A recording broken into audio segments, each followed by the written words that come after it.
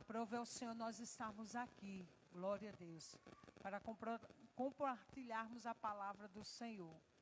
E eu me sinto assim lisonjeada pelo convite, porque nós havíamos só marcado o culto online hoje. E para a glória de Deus, nós podemos também, depois do culto online, estarmos presentes na casa do Senhor, para juntos cultuarmos a Deus. Amém? Glória a Jesus. Eu não sei se é porque eu estou estranhando o som, mas está muito assim, não tem como tirar um pouquinho, não, só um pouquinho. Acho que é porque eu estou estranhando, né, o som. É muito limpo, muito nítido. Mas glória a Deus por isso, né? Vamos assim entrar na palavra. Quem não me conhece, eu sou a pastora Silvânia. Aquele homem alto e enorme, ou não, baixinho, meu esposo, o pastor Andi, grande no coração e na coragem, né? Que casou comigo. E Deus tem sido bom para conosco. Hoje, justamente hoje, no Evangelho de João, capítulo 2, vou estar falando um pouquinho sobre esse casamento. E eu estava recordando ali na cadeira sobre o convite, né? Jesus foi convidado a participar de um casamento. E você vai olhar na palavra do Senhor aí no Evangelho de João, capítulo 2, no versículo 1 em diante, nós vamos ver que nesse casamento estava Maria, a mãe de Jesus. Jesus foi convidado, junto com os seus discípulos, a participar. E o Senhor me fez lembrar quando foi o meu casamento, há 9 anos atrás, no ano 2012.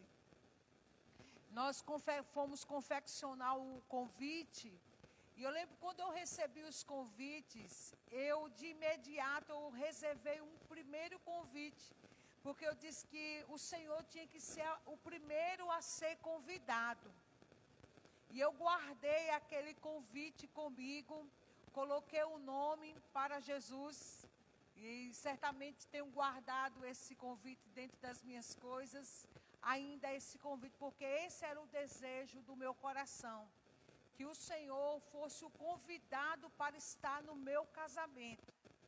E não era só na festa do casamento que eu queria que ele estivesse, e não somente na cerimônia do casamento, mas que Deus, durante toda a minha vida e todo o nosso relacionamento em vida aqui, o Senhor permanecesse conosco, Deus se fazendo presente na nossa união. E glória a Deus que verdadeiramente podemos afirmar que o Senhor tem se feito presente no nosso casamento, na nossa união. Isso não quer dizer que é um casamento perfeito, que não tenha nenhuma necessidade de ajuste, não, longe disso. Nós temos sim, diariamente.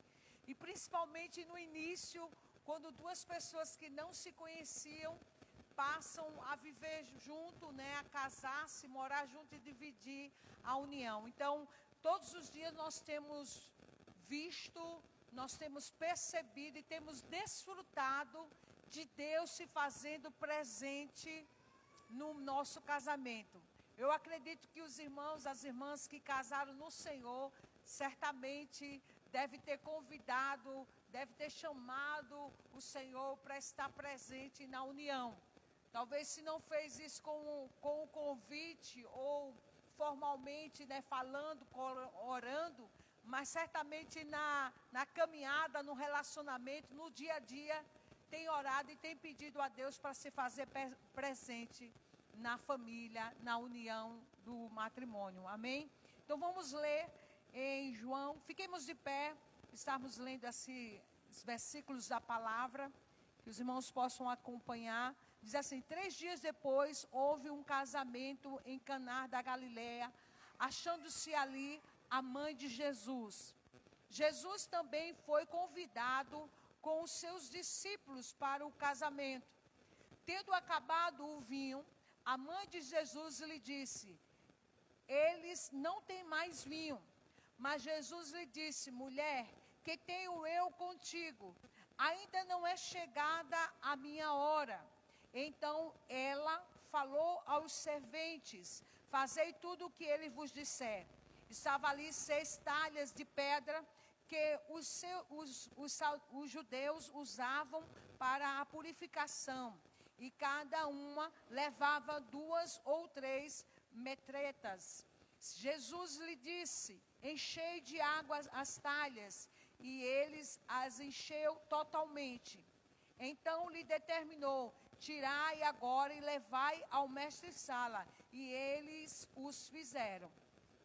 Tendo o mestre-sala provado a água transformada em vinho, não sabendo de onde viera, e se bem que o sabia os serventes que havia tirado a água, chamou o noivo e lhe disse: todos costumam pôr primeiro o bom vinho, e quando já beberam fartamente serve o inferior. Tu, porém, guardaste o bom vinho até agora. Amém? Até aí podeis assentar. Louvado seja o nome do Senhor. Certamente, Jesus, a sua família, foi convidada porque ou era parente ou era amigos, alguém que fosse amigos, né, para ter sido convidado. E eu acredito que poderia ser alguém da família, porque nós vemos a atitude de Maria, a mãe de Jesus. Naquela época era um costume, né? Não sei se ainda fazem de tal maneira, mas os judeus comemoravam o casamento e a festa durava-se por volta de uma semana inteira, né? E era responsabilidade daqueles que estavam fazendo o casamento, servisse, hospedasse os convidados e servisse em comida e bebida todos aqueles que foram convidados. Eu lembro quando eu fui ministrar a respeito do casamento, da questão do noivo numa igreja na Barra dos Coqueiros, e eu fui falar justamente sobre essa questão do casamento. Tive que estudar para entender, né, para pregar sobre aquele texto de Mateus 25. E eu fiquei imaginando se hoje, né, nós costumamos ter gasto em um casamento, quando se pensa numa cerimônia, em tudo aquilo que se coloca em um casamento, é um gasto terrível. Imagine você fazer uma festa de uma semana inteira, né, alimentando essas pessoas, festejando com todo mundo, hospedando em sua casa, tendo que dar alimento e bebida para todo mundo, porque esse era um momento que se comemorava durante uma semana. Isso, claro que variava um pouco a depender da família, mas geralmente convidava-se os familiares e amigos. E nós vemos que Jesus foi convidado para esse casamento e a sua mãe estava lá, né? Como eu relatei aqui, eu convidei o Senhor Jesus para estar no meu casamento, porque eu entendi que é a pessoa que está conosco, mas ela precisa estar presente nessa união, não só como convidado, mas sendo aquele que mora na nossa casa e que está conosco todos os dias. O interessante é que a festa era marcada com muita dança, muito júbilo, muita comida e muita bebida. E quando nós observamos aqui no versículo 3 de João, capítulo 2, é que justamente Maria é quem observa, é quem percebe que está faltando o vinho. Ela percebe que tem outras coisas, mas o vinho estava faltando. Então não era algo que era supérfluo. O vinho era algo muito importante que não podia se faltar, porque surge a preocupação em Maria em dizer a Jesus, né, e falar para os demais que estava faltando o vinho. Então não era uma coisa que poderia deixar para lá, ou já demos, então se acabou, não vai fazer falta. Era algo essencial, né, que não podia faltar na festa de casamento, era o vinho. E ela tem essa percepção. E amados, quando muitos estão em festa, curtindo, estão vendo ou desfrutando de outras coisas, se alimentando, acaba se deixando de perceber quando o vinho está faltando. Não dá atenção devida para o vinho. Aqui nós estamos vendo que é uma bebida, mas nós como cristãos sabemos o que é o vinho, o que significa o vinho, e o que é um casamento sem o vinho, o que é um relacionamento sem o vinho, o que é uma festa sem o vinho. Nós não estamos falando de uma bebida alcoólica, nós estamos falando de um vinho que é algo que era essencial, que fazia parte da tradição, era a bebida que era costume na casa de todos ter vinho. É como se na casa nossa não faltasse o suco, em algumas casas faltasse o café, faltasse o leite, né? Na minha casa você pode ir, você pode às vezes encontrar, faltar suco, faltar refrigerante, mas é difícil faltar o café. A gente tem o hábito de tomar café de manhã, à tarde, à noite. Para nós pode faltar leite, pode faltar refrigerante, pode faltar suco, né? Mas não pode faltar nem a água, nem o café, porque nós gostamos. Então, imagine uma festa onde se estava faltando o vinho. E maravilhoso, irmão, é uma mulher dentro dessa festa, que não é ela que está casando. A Bíblia não diz quem era essa família. A Bíblia não relata que ligação tinha Maria com esses da casa. Como eu digo, certamente alguém ia para a festa porque era da família ou era convidado. E se convidava, já que era uma semana, era convidar pessoas próximas, pessoas amigas. Entende? Então, se ela está lá, eu imagino, a Bíblia não diz isso, mas eu imagino que ela era alguém chegada, daqueles que estavam casando, daqueles que talvez os pais que estavam casando seus filhos, porque ela percebe que o vinho está acabando, que o vinho já está acabando, e ela vai e se dirige ao seu filho Jesus: olha, o vinho acabou. E como é importante nós, como cristãos, como servos de Deus, quando temos a percepção na nossa vida, no nosso relacionamento, na nossa convivência na casa, na igreja, no templo, na família, quando a gente percebe que está faltando o vinho. Pastor, e o que seria o vinho? O vinho, alegria, a vida, o gozo, o prazer. Quando está faltando unção, vida de Deus. Porque quando nós olhamos para o vinho, nós sabemos o que representa o seu significado na Santa Ceia e o seu significado nessa festa. Mas eu quero trazer essa necessidade de percepção que nós precisamos ter na nossa vida, no meu relacionamento com meu esposo.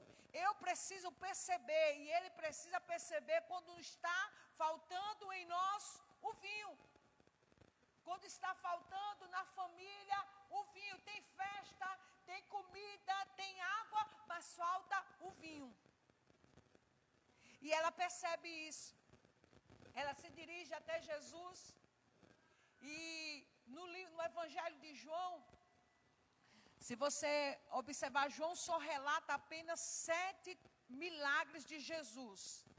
Mas no final, ele diz, eu até anotei aqui em João capítulo 21, versículo 21, ele fala que foram tantos milagres que Jesus realizou que faltaria um mundo livre para escrever todos os milagres. Ele faz uma forma até exagerada, assim, não na quantidade, mas a expansão que ele diz, de tantos milagres. Mas ele se detém em 7 milagres, no livro do Evangelho de João. E esse é trazido como sendo o primeiro milagre que Jesus realiza. O ministério dele já tinha começado. A Bíblia fala que ele já estava com os seus discípulos, ele já estava anunciando a respeito do reino, do Evangelho. Mas nesse momento é realizado um milagre onde as pessoas podem ver o milagre que Jesus realizou, que foi a transformação da água em vinho. Eu fico pensando, né, a água, nós sabemos que hoje tem vinho tinto e vinho branco. Mas, não sei, naquela época eu imagino que tinha só o vinho tinto. Se aquela água, quando começaram a encher as talhas de pedra, encherem de água, se era quando os homens, os servos estavam enchendo, que aquela água foi se transformando, ou se foi no momento em que eles vão e servem ao mestre-sala, que o mestre, né, aquele que era responsável pela organização da festa, e serve a ele e ele prova. Ele prova aquela água, mas ele não diz essa água, ele diz esse vinho. Ele estava vendo vinho. Algo que estava se tornando notório, visível. Porque quando Deus faz algo, irmãos, quando Deus toca, quando Deus transforma, quando Deus age na nossa vida, algo se torna visível. E as coisas têm que ser visível mesmo. A nossa mudança, ela é externada. Claro que a obra de Deus é de dentro para fora. Mas vai acontecer algo sim do lado de fora. As pessoas vão perceber em mim, em você, que houve uma transformação, houve um encontro, houve um toque. E isso não pode faltar na nossa vida como cristão. E eu não estou me falando algo que vai acontecer do lado de fora, no que se diz a cabelo, a roupa, a maquiagem. Não estou falando de usos e costumes. Mas estou falando de uma mudança perceptível pelo um comportamento, pela uma atitude, pelo seu falar, pelo seu andar, pelo seu caráter. Isso revela que a nossa vida está revelando Cristo em nós. Uma vida transformada. Vemos aqui, irmãos, que quando Maria chega para Jesus, ele diz, olha, ela chega e diz para ele, olha, o vinho acabou. E ele diz, mulher, que tenho eu contigo? Ainda não é chegada a minha hora. Essa expressão mulher, por um tempo eu pensei que era uma expressão de desprezo. Mas quando você começa a estudar a palavra, você começa a entender um pouco mais, você vê que há um costume, em outras passagens, você vai ver que Jesus se dirigia a outras mulheres chamando de mulher. Não era um desrespeito, era como se chamar senhora. E era como se tivesse uma maneira formal de chamar a pessoa, mesmo sendo a mãe. Então ele não estava tratando ela com desprezo. Ele não estava tratando ela com falta de educação. Era um costume chamar de mulher. Vocês estão aqui, amados? Vocês estão entendendo? Amém? Que às vezes a gente, por nossa cultura, por a nossa língua portuguesa, né? Eu chegar e dizer para minha mãe, mulher, ô mulher, a gente, para nós é uma forma ignorante, de falta de educação.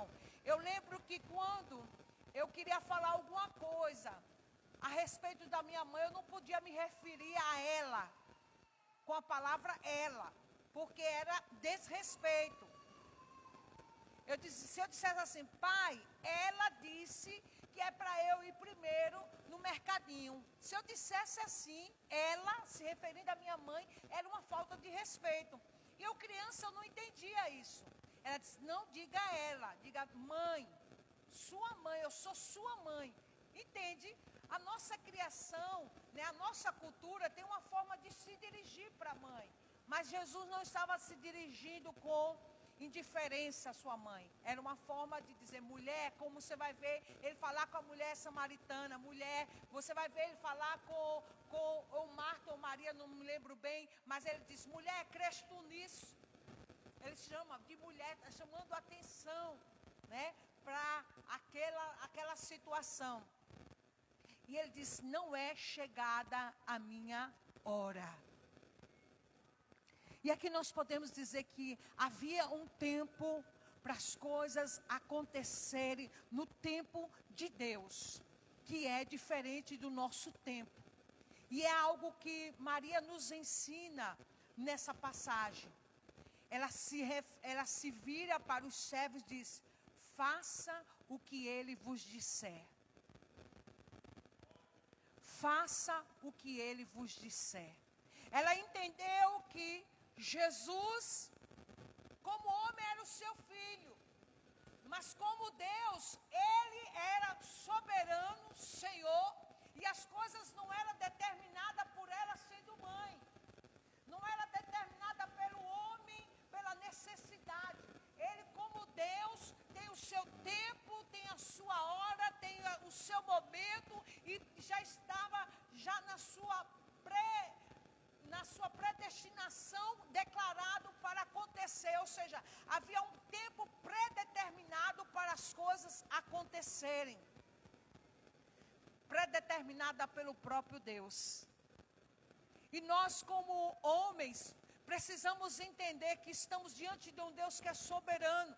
Claro que existem coisas que eu quero e que você quer hoje, que você deseja que seja essa semana, esse mês, ainda esse ano.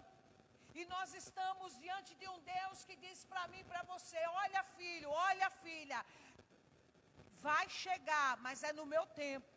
Ainda não é chegado o meu tempo.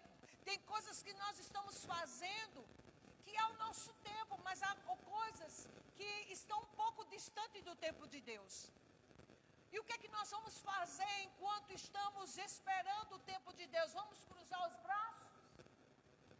Vamos agora ficar de perna para o ar ou voando no tempo? Não. Enquanto estamos esperando o tempo de Deus para algumas coisas se manifestarem na minha e na sua vida, você continua fazendo aquilo que está no teu coração, aquilo que é necessário, aquilo que é essencial, aquilo que não pode fazer. Eu e você precisamos estar esperando no Senhor, mas trabalhando, esperando no Senhor, mas confiando, esperando no Senhor, mas agindo naquilo que cabe a nós agirmos, a nós fazermos, mas esperando no Senhor nosso Deus. Aleluia, louvado seja o nome do Senhor. Aqui aprendemos, irmãos, que coisa maravilhosa quando eu e você, quando nós decidimos obedecer ao Senhor, o milagre acontece.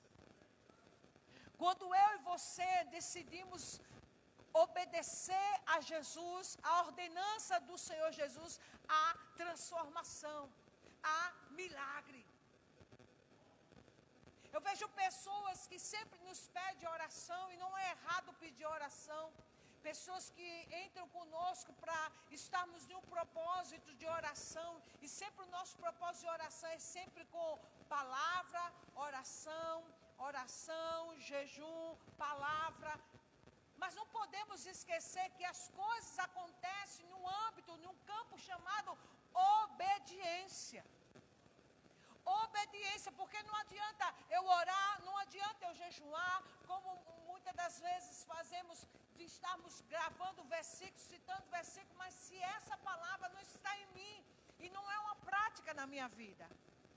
Maria poderia sair de lá e dizer: tá bom, não é a chegada da sua, eu vou dar um jeito, vou procurar. Não, ela reconhece que ali iria agir alguém para fazer o milagre. Agora eu fico pensando, Maria vai até Jesus e comunica para ele a respeito da falta do vinho. O que ela queria que ele fizesse, hein?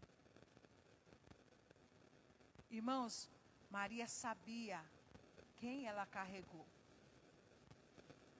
o que lhe foi dito e quem ele seria. E haveria coisas que se manifestariam no ministério de Jesus Cristo. E nós, como igreja do Senhor, não podemos esquecer, existem coisas que vão se manifestar, que se manifestem e que vão se manifestar no nosso ministério, na nossa vida, por causa de Cristo que nós carregamos conosco, por Ele estar em nós, por Ele viver em nós. Aleluia. E ela diz: faça o que Ele disser. Interessante também é que os serventes, como a Bíblia fala aqui, os servos, os garçons, não sei, aqueles que estavam servindo ali, os serventes, eles também não questionam. Eles não perguntam: para que vamos encher isso aqui de água? tinha bastante água. Eu não sei exatamente quantos litros dava, porque eu vi algumas dizendo, falando sobre 600 litros, outras falando 400 e poucos litros. Não sei, mas era muitos litros. Amém? Muitos litros de águas que foram enchendo aquelas talhas, enchendo bastante de água. E os servos se submetem, os serventes se submetem sem questionar. Ei, irmão, diz aí para mim, quantas das vezes você está questionando, hein? Quantas das vezes nós estamos nos perguntando? Essa semana eu estava perguntando qual foi o dia que o meu esposo se operou. E ele se assustou. Por que, minha filha? Você está perguntando qual foi o ano que eu me operei? Você já tem a data da morte também? E eu ri na hora, eu disse, não é isso, não tem nada a ver com isso. Mas eu quero saber porque algo na minha vida aconteceu justamente no ano que você se operou. E eu quero saber quantos anos de lá para cá eu estou esperando algo da parte do Senhor. Porque às vezes a gente quer questionar. Mas a palavra do Senhor diz, apresentai a mim as vossas queixas. Às vezes a gente quer se perguntar, Senhor, mas o Senhor não falou naquele dia? O Senhor não prometeu? O Senhor não disse que ia fazer isso e aquilo outro? E nós ficamos se perguntando a respeito de algumas coisas, de tempo, de hora, qual é o momento, qual é o dia, qual é o ano. Mas, amados, o Senhor diz assim, não é chegada a minha hora. Isso é para nos lembrar, é para a gente jamais esquecer que existe um tempo. Eu sei que aqui está se referindo do momento que iria acontecer, né, a sua crucificação. Mas nós podemos entender que tudo que tem um propósito, claro, há um propósito em tudo e há também um tempo determinado para que as coisas aconteçam. Agora, o que é maravilhoso, irmão, quando nós convidamos a Jesus para se fazer presente na festa, no casamento, na união, na celebração, a gente é livre da vergonha e do vexame. Porque imagine aquela família, que vergonha, que vexame eles iam passar. Ainda não tinha terminado a festa. Aqui não diz, né, quantos dias iriam ficar aquela festa, mas já não tinha mais vinho. Já não tinha mais vinho. 3 dias depois houve um casamento. Está falando que 3 dias após houve um casamento. E essa festa dá início e o vinho acaba. Imagine a vergonha daqueles que estavam diante dos convidados, os anfitriões daquela casa. E existem situações que nós passamos, que parece que é vergonhoso, que quer nos envergonhar, quer trazer humilhação, traz questionamento. Você se vê em um lugar, meu Deus, o que é que está faltando? E eu vejo que Deus permite que certas coisas aconteçam comigo, aconteça com vocês. Eu não sou diferente. A questão de perguntar ao meu esposo o ano que ele fez a cirurgia era justamente para questionar, para calcular algumas coisas e perguntar a Deus, Senhor, foi justamente neste ano que o Senhor falou, e eu sei que existe um tempo, e para que eu preciso estar aí. Durante todo esse tempo eu me mantive esperando e confiando no Senhor e em obediência.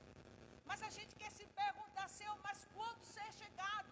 Porque chega um momento que você já se vê como se está sendo humilhado, ou aquela situação está sendo humilhante.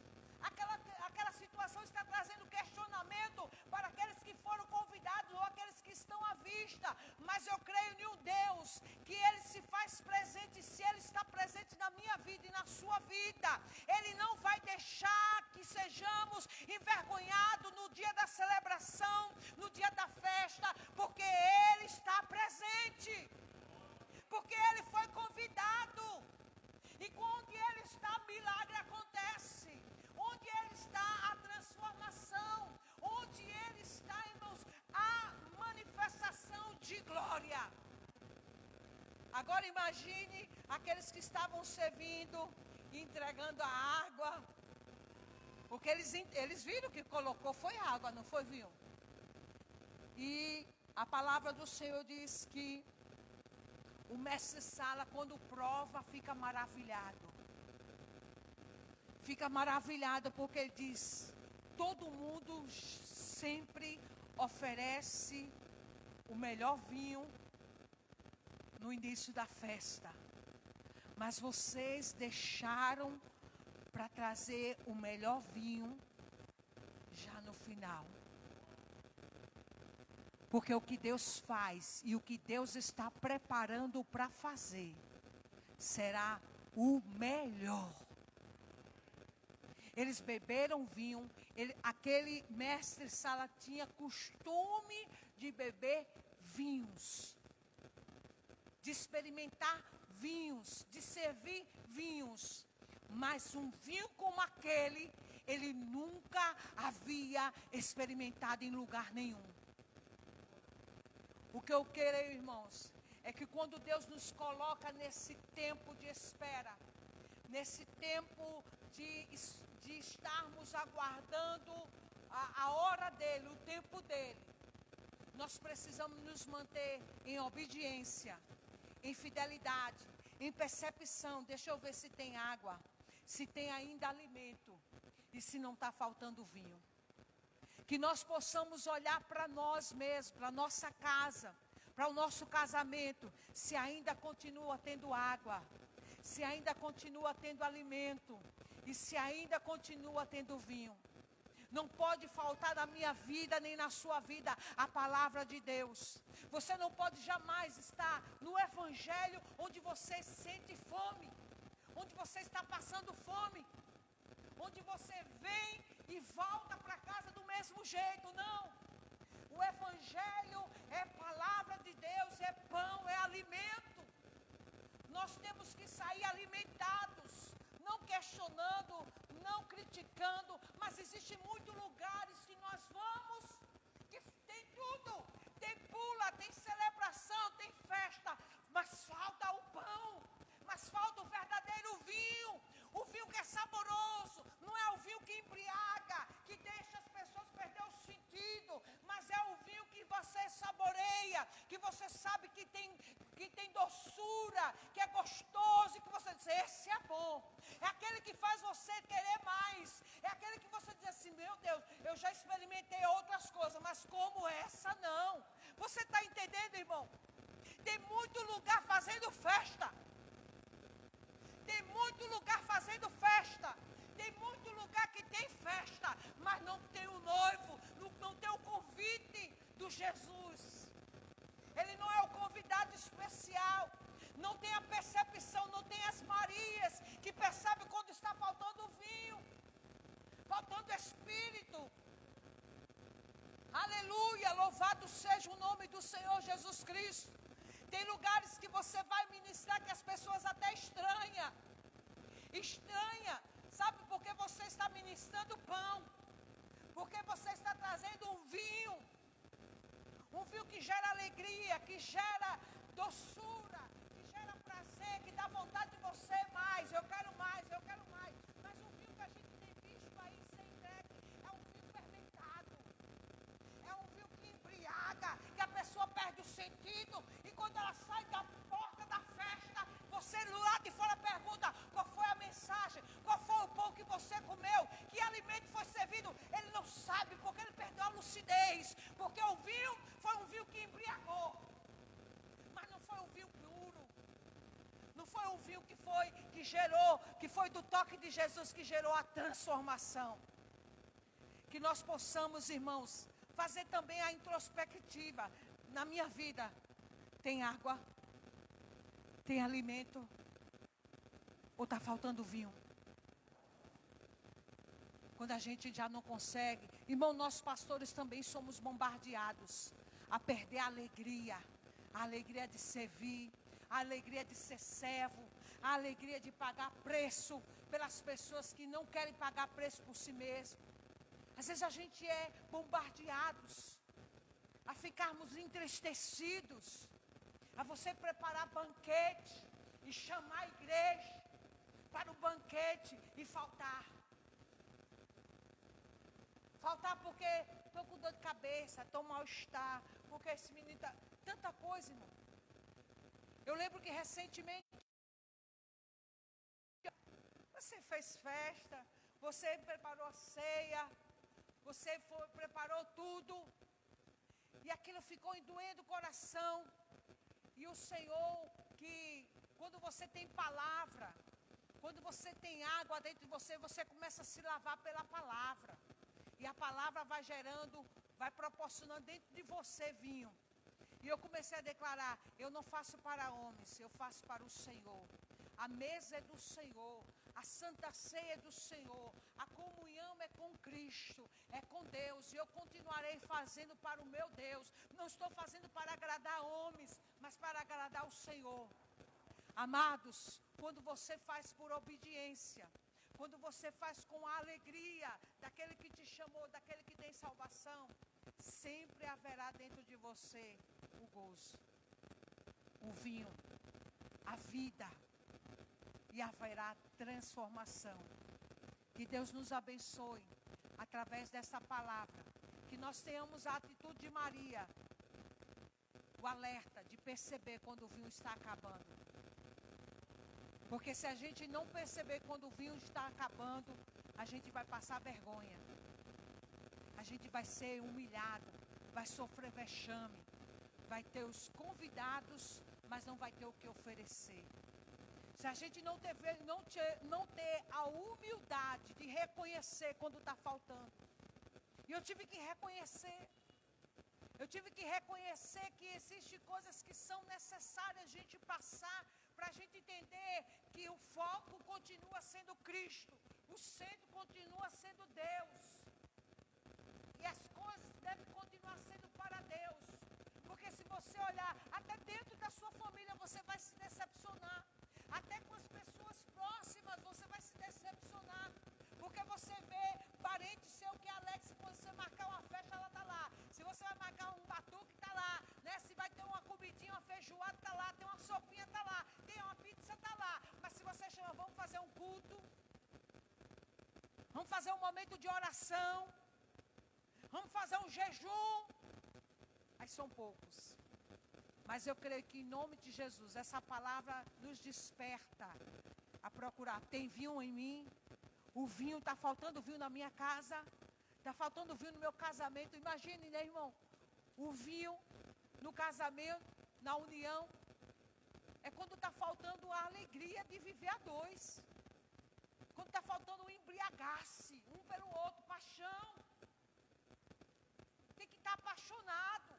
Tem que, né, fazer alguma coisa para acender a chama da paixão. Não deixar apagar. Assim também nós com Cristo. Faz algo que traga a paixão. E justamente depois que aconteceu isso comigo, eu vou fazer uma semana de campanha de oração, de jejum, determinando, eu não vou parar. Eu não vou parar. Eu não vou parar. E ministrando para a minha vida, ministrando para a igreja, ministrando para as ovelhas. Porque nós precisamos trazer pão e água, a palavra de Deus, a palavra do Senhor para nos lavar, a palavra de Deus para nos alimentar, para que nós possamos produzir vinho, que é a alegria no Espírito. Eu desejo que isso esteja também sobre a vida de cada um de vocês, em nome de Jesus. Fique de pé, vamos orar, depois eu vou passar a palavra para o pastor, se assim o Senhor conduzir.